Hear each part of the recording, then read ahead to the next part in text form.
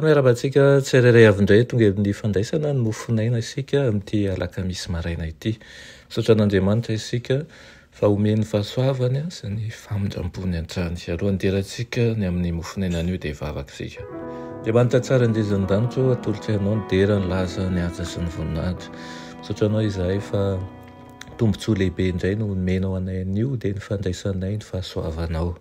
Angataka aminao izay tompo mba avozinao manjakariva ka ireo tsy tomombana rehetra ao aminay dia ny fahotana ho esorinao. Angataka ny famelana feno izahay ary aoka ny avy aminao rery ihany no anjaka ao anatinay. Aminaran'i Jesosy, amen. Lohatenin'ny mofonainantsika androany dia manao iza no mandray ny marika. Ilaina ny Apokalipsy 7:15 manao hoe ary tsy nisy lainga hita teo am-bavany sady tsy manan-tsiny izy. Amen. Ireo izay mandray ny tombo-kasen'Andriamanitra vela ihany no ahazo ny pasiporo ahafahana miditra ao amin'ny vavahadin'ny tanàna masina. Apetraka eo amin'ny andron'ireo izay manam-pitoviana amin'ny Kristy eo amin'ny toetra ny tombo-kasen'Andriamanitra velona. Tahaka ny fandraisan'ny savoka ny tombo-kase no tokony andraisan'ny fanahy ny fiasan'ny fanan'Andriamanitra sy azonany ny endrika Kristy. Maro no tsy handray ny tombo-kasen'Andriamanitra satria tsy mitandrina ny didin'Andriamanitra izy ary tsy mitondra ny voan'ny fahamarinana. Ahita fahatsoam-panantenana mangidy tokoa ny ankamaroan'ireo izay mitonina ho kristianina rehefa tonga ny andron'i Jehova. Tsy hanana ny tombo-kasen'Andriamanitra velona eo amin'ny andriny izy ireo.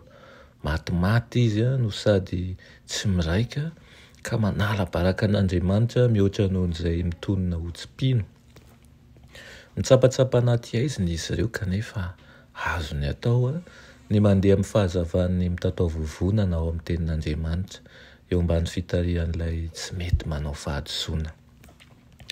Ireo izay mandray ny fahalalahana sy ny fanambarahana avy amin'ny Baiboly, ilay tenin'Andriamanitra no hoentin'ny zanak'ondry eo amin'ny loharan'ny rano velona ary ho fafany ranomaso rehetra eo amin'ny mason'izy ireo. Aoka isika tsy haka tahaka ny olombelona na izy io na izy. Tsy misy olombelona manana ny fahendrena tokony ataontsika fenitra. I Kristy Jesosy ny tokony ho mpanjinintsika. Izy no mahatratra ny fahatanterahana eo amin'ny fahamarinana sy ny fahamasinana. Izy no tompon'ny finoantsika sy mpandefan'izany. Izy no modely. Ny fanandramana ny ainany no tokony andrefesantsika, ny fanandramana tokony ho antsika. Ny toetra no tokony ho tafitsika. Andeha resorintsika tsy fantoka amin'ny fahasahiranana sy fahasarotana eo amin'izao fiainana izao ihany ny saintsika. Andeha hoentina ny aminy izany mba ahaka azy isika rehefa mibanjina azy. Azontsika atao ny mibanjina amin'ny Kristy, mahasoa atsoika izy. Azontsika atao ny mitodika aminy anatin'ny fahatokiana fa mahalala ny zavatra rehetra izy. Rehefa mijery sy misaintsaina ny momba azy isika dia hoary ao anatintsika izy. Izy ilay fanantenan'ny voninahitra. Andeha isika hiezaka hampiasa ny hery rehetra nomen'Andriamanitra antsika mba ho isan'ireo 4,400 sy iray hetsy ianao mba ho anatin'ireo izay hiditra ao anatin'ny vavahadin'ny lanitra ary mba ho anatin'ireo olom-bovonjy izay tsy voafafy ny bokin'ny fiainana ny anarana satria ny tahiry ny fahamarinana sy ny anaran'ny zanak'ondry. Amen.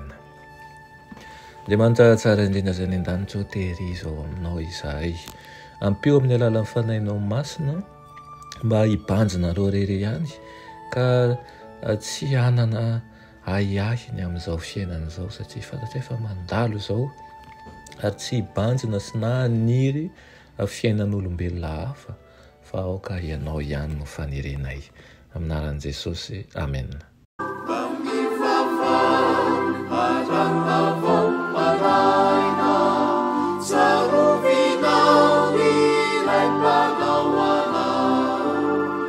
Izay niaro ny fanasiana